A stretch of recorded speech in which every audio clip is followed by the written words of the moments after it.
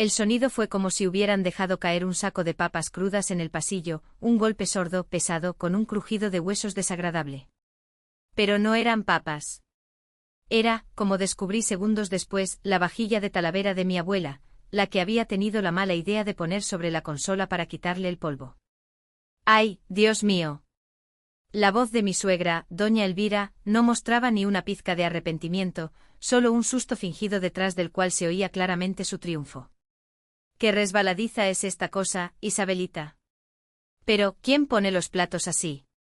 Es una trampa para la gente honesta. Me quedé paralizada en la puerta de mi estudio. Tenía en mis manos unas pinzas y un documento del siglo XIX. Trabajo como restauradora de archivos históricos, y cualquier movimiento brusco podría costarme el sueldo de un mes. Con cuidado puse el documento bajo un cristal, solté el aire por la nariz para liberar la tensión de mis hombros y salí al pasillo. En el suelo, entre los fragmentos de cerámica, estaba una mujer corpulenta con un abrigo que, por principio, nunca se quitaba, pues siempre venía solo por un minutito.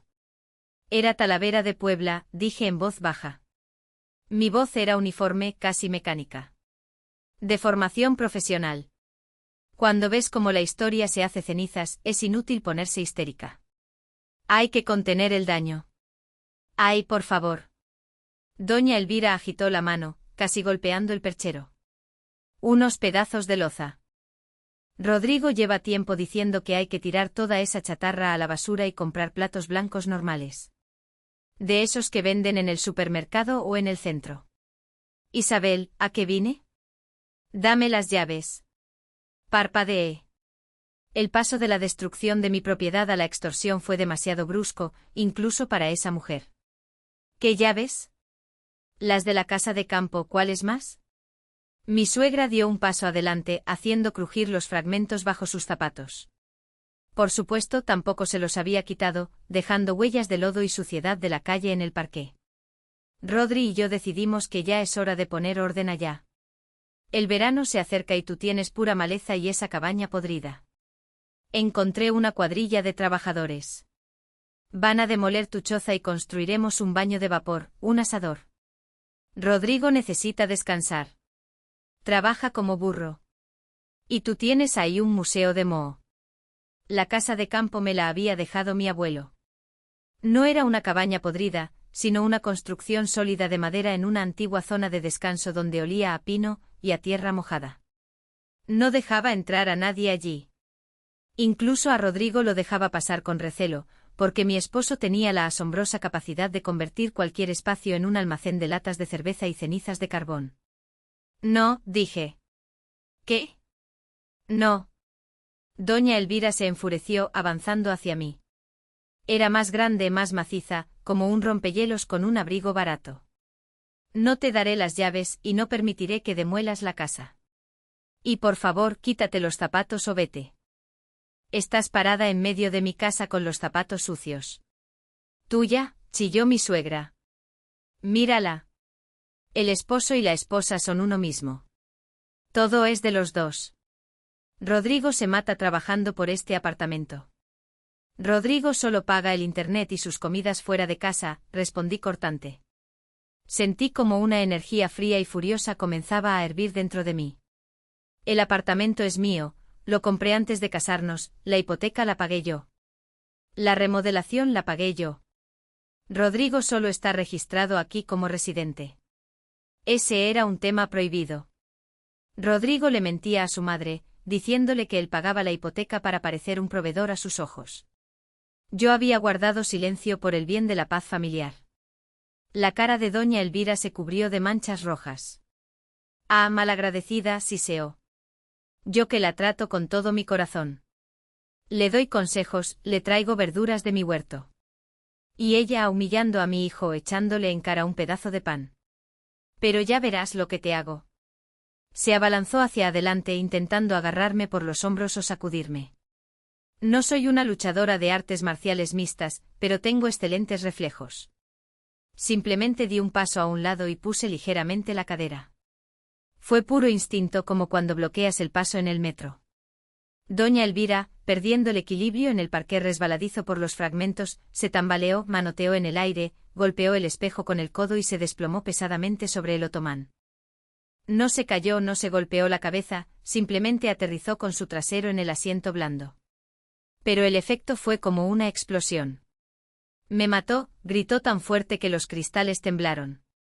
Gente, ayúdenme. La espalda. ¡Ay, mi espalda! Se levantó del otomán con una agilidad sospechosa para una inválida y salió volando por la puerta, sin siquiera intentar recoger su bolso. La puerta se cerró de golpe. Me quedé de pie en el silencio. A mis pies, la cerámica blanca con diseños azules yacía rota. No la recogí de inmediato. Primero, me acerqué a la ventana. El tercer piso de mi edificio de estilo antiguo me permitía ver perfectamente el patio. Doña Elvira estaba junto a la entrada. Ni rastro de lesión.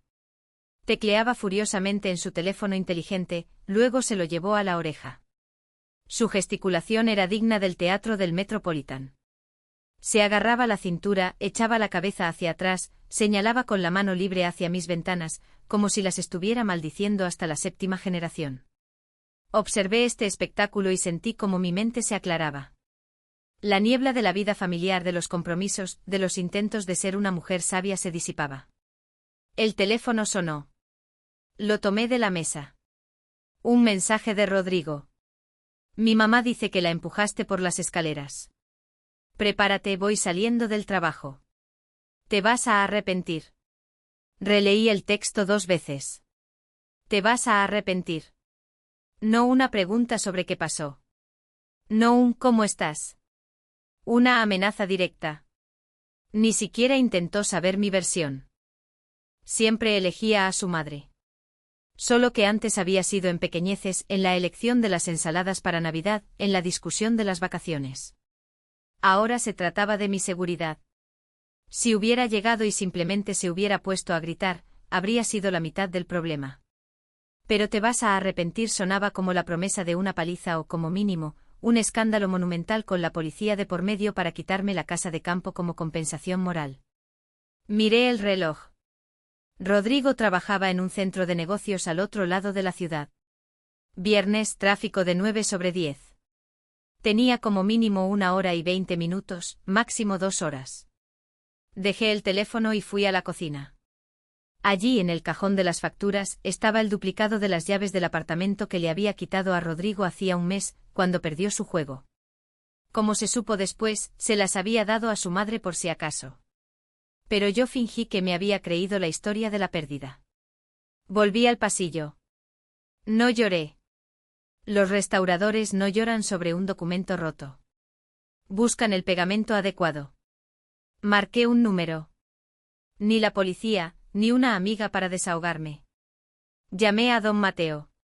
Mateo era un viejo amigo de mi padre, un cerrajero jubilado y un hombre que lo sabía todo sobre cerraduras. Vivía en el edificio de al lado. Don Mateo, soy Isabel. Recuerda que me dijo que mi cerradura estaba obsoleta y que hasta un niño podría abrirla con un clip. Isabelita, la voz del anciano era enérgica. Claro que sí, te ofrecí instalar una de alta seguridad con placa de acero, pero tu marido dijo que era muy caro. Don Mateo, ¿tiene una de esas cerraduras disponible ahora mismo? Tengo una emergencia. Tengo de todo menos conciencia y salud, mi niña. ¿Qué pasó? Necesito cambiar el cilindro y poner un cerrojo de seguridad. Urgente. Le pago el triple. Estaré allí en 10 minutos. Pon a calentar agua para un té pero sin azúcar. Colgué. Fui a la recámara, abrí el armario. La ropa de Rodrigo ocupaba 2 estantes y la mitad de los ganchos. La miré. Camisas arrugadas, jeans, el traje que se ponía una vez al año. Todo olía a su desodorante penetrante y barato, el que siempre le regalaba su madre. No tenía tiempo para sentimentalismos. Fui a la cocina, saqué un paquete de bolsas negras grandes para escombros. 240 litros, las más resistentes. Comencé a meter sus cosas en las bolsas sin doblarlas. Los ganchos volaban junto con las camisas, calcetines, ropa interior, cinturones. Trabajaba rápido, metódicamente, como un robot de limpieza. En el baño barrí todos sus frascos, los productos de aseo personal que doña Elvira dejaba para tener a la mano. También para adentro. Sonó el interfón. Don Mateo. Mientras el viejo cerrajero, quejándose y maldiciendo a los instaladores anteriores, desatornillaba el viejo mecanismo, yo continuaba con la limpieza. ¿Estás echando a ese bueno para nada?, preguntó don Mateo sin voltear. El taladro en sus manos zumbaba como una avispa enojada. Algo así. Estaba cerrando la tercera bolsa con cinta adhesiva. Ya era hora. Te miraba como si fueras un mueble. Y los muebles, Isabelita, ahora son caros, especialmente los antiguos. Sonreí con tristeza. No soy antigua, don Mateo. Solo usada. No digas tonterías. Eres vintage. En perfecto estado. La cerradura encajó en su lugar con un clic pesado y sólido. Las nuevas llaves se sintieron frías y pesadas en mi palma. Don Mateo golpeó la placa de acero con un destornillador. Esta resiste hasta una pulidora. Y para derribarla de un empujón primero que se compre un hombro de titanio. Se negó a aceptar el dinero, pero le metí los billetes a la fuerza en el bolsillo de su chaleco. Gracias, don Mateo. Un favor cuando vaya a su casa, si los ve a Rodrigo y a su madre, no les diga nada. Si oye gritos aquí, no llame a la policía de inmediato. Deme unos 10 minutos. El anciano me miró por encima de sus gafas. Un destello de comprensión apareció en sus ojos. Isabel, eres una chica inteligente, pero recuerda las leyes. No los golpees. Mejor grábalos en vídeo. Lo sé. Don Mateo se fue. Cerré la puerta con todas las vueltas, probé el cerrojo. Ahora, lo más importante. Saqué las bolsas al descansillo de la escalera. 4 enormes bultos negros. Contenían toda la vida de Rodrigo en este apartamento durante 3 años. Su computadora la puse con cuidado encima, envolviendo el monitor en su propia chamarra de plumas. No soy una vándala, solo devuelvo la propiedad ajena. Quedaban 40 minutos según el navegador de Rodrigo. Teníamos activada la geolocalización familiar, algo en lo que él mismo había insistido para controlar mis viajes. Regresé al apartamento. Se sentía vacío y sorprendentemente grande. Había más aire. Fui a la caja fuerte. Una pequeña caja metálica en el fondo del armario. El código solo lo sabía Rodrigo. No, yo sabía que lo había cambiado al cumpleaños de su madre. 0811. Primitivo. Dentro había algo de dinero en efectivo y una carpeta con papeles. Abrí la carpeta. Contratos de préstamo, recibos, estados de cuenta. Hojeaba los papeles y mis cejas se arqueaban cada vez más. Rodrigo no solo ayudaba a su madre, sino que sacaba créditos a su nombre para pagar la remodelación del apartamento de ella. Las sumas eran considerables. Y aquí algo aún más interesante. Un contrato de compraventa de un garaje, a nombre de doña Elvira. La fecha, de hacía un mes. La suma, exactamente la que habíamos estado ahorrando para un coche y que Rodrigo, según él, había invertido sin éxito en criptomonedas y lo había perdido todo. Así que era eso, dije en voz alta. La criptomoneda del garaje. Tomé fotos de los documentos, luego puse la carpeta con cuidado en una de las bolsas del descansillo. Que se la lleve. Ahora eran sus problemas. Volví al apartamento. Recogí los trozos de la vajilla, trapeé el suelo, borrando las huellas de los zapatos de mi suegra. El agua en la cubeta se volvió negra. Me asomé de nuevo a la ventana. El coche de Rodrigo, un Ford gris, entró al patio a toda velocidad, casi chocando con un contenedor de basura. Se estacionó como un loco subiendo una rueda a la banqueta.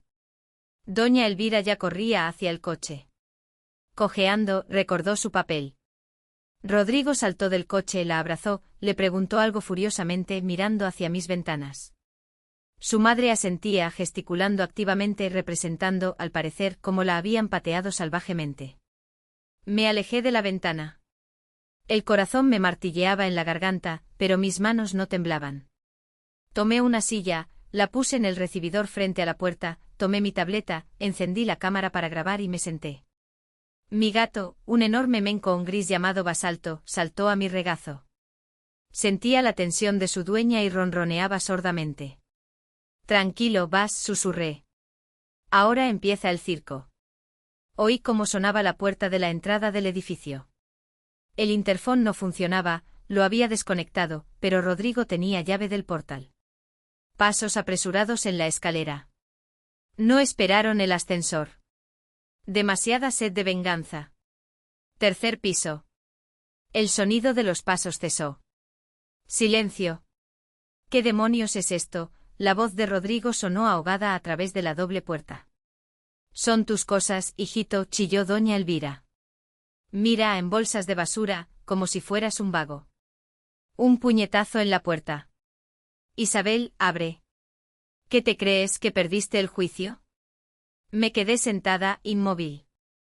Isabel, voy a tirar la puerta. Rodrigo tiró de la manija. El sonido fue breve. Metal contra metal. La llave no encajaba. No se dio cuenta de inmediato. La movió, intentó forzarla. La llave no entra.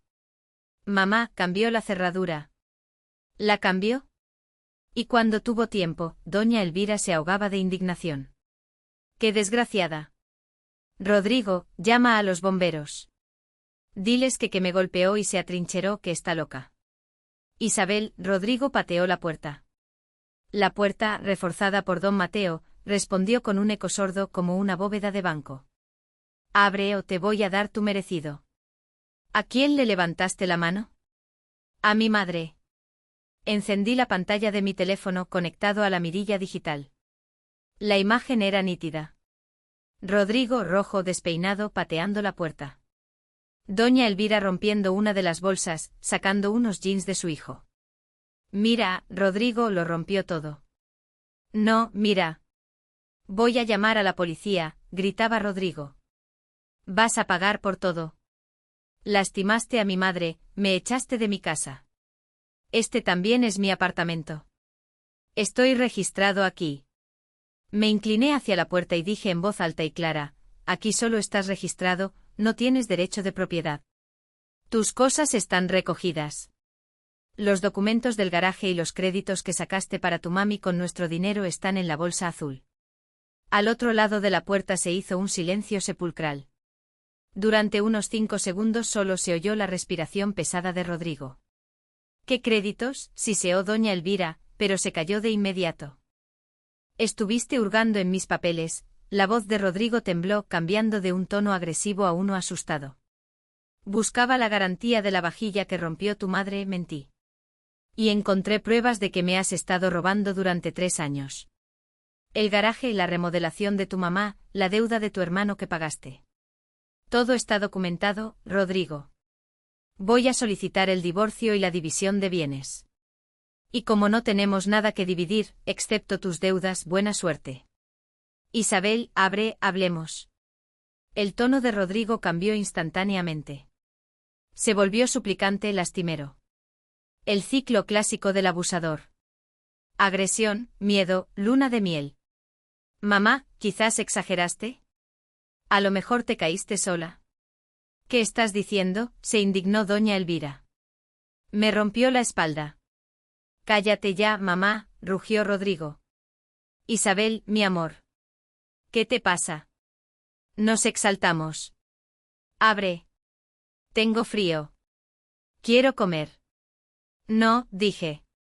Isabel, por ley no puedes impedirme la entrada.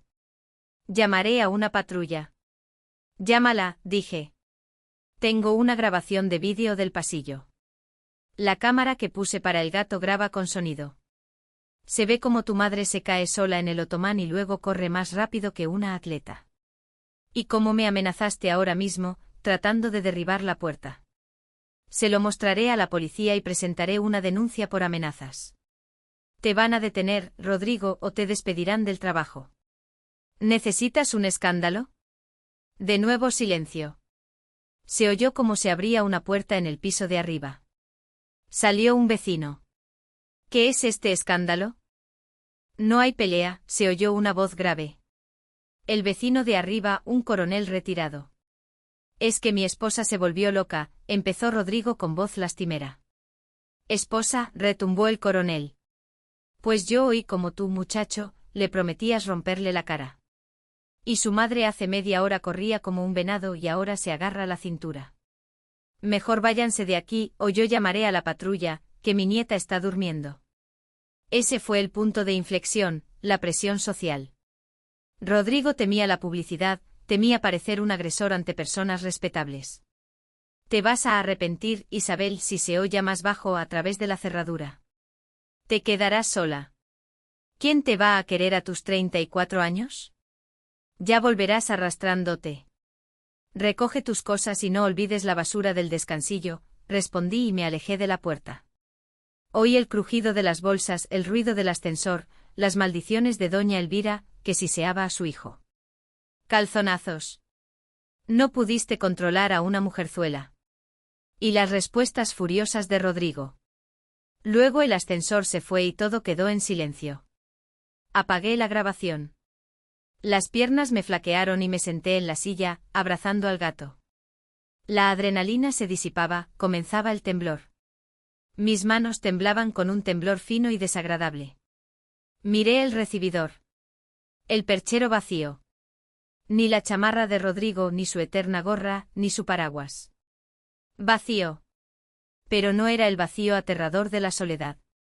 Era el vacío de una página en blanco, un espacio que ahora me pertenecía solo a mí. Nadie diría que mis libros eran cachivaches. Nadie traería a su madre para reorganizar los muebles. Nadie me mentiría a los ojos mientras gastaba el presupuesto familiar en la criptomoneda del garaje. Me levanté, fui a la cocina, me serví agua directamente del grifo y la bebí de un trago. Miré por la ventana. El Ford gris salía del patio. La cajuela no cerraba, asomaba el borde de una bolsa negra. Doña Elvira estaba sentada en el asiento del copiloto y, a juzgar por su silueta, seguía regañando a su hijo. Ahora se habían quedado solos el uno con el otro. Arañas en un frasco. Rodrigo tendría que ir a casa de su madre, vivir en ese apartamento que con tanto esmero había remodelado a costa mía, y escucharla todos los días. Era el mejor castigo. Ni siquiera tuve que hacer nada. La realidad misma se encargaría de ellos. Mi estómago rugió. Me di cuenta de que tenía un hambre voraz. Abrí el refrigerador. Allí estaba la olla con la sopa de tortilla que Rodrigo exigía y las albóndigas que mi suegra criticaba. Saqué un recipiente con queso Oaxaca y jitomates que había comprado para mí, pero que había escondido en el fondo para no oír, otra vez gastando dinero en tonterías. Piqué el queso, los jitomates, los rocié generosamente con aceite de oliva, encontré en la alacena unas tostadas, y me senté en el alféizar de la ventana. Anochecía, se encendían las luces de la calle. La ciudad vivía su propia vida, indiferente a los pequeños dramas en los viejos edificios. Recordé la vajilla rota. Daba pena, sí, pero era el precio. El precio por la libertad. Caro, pero efectivo.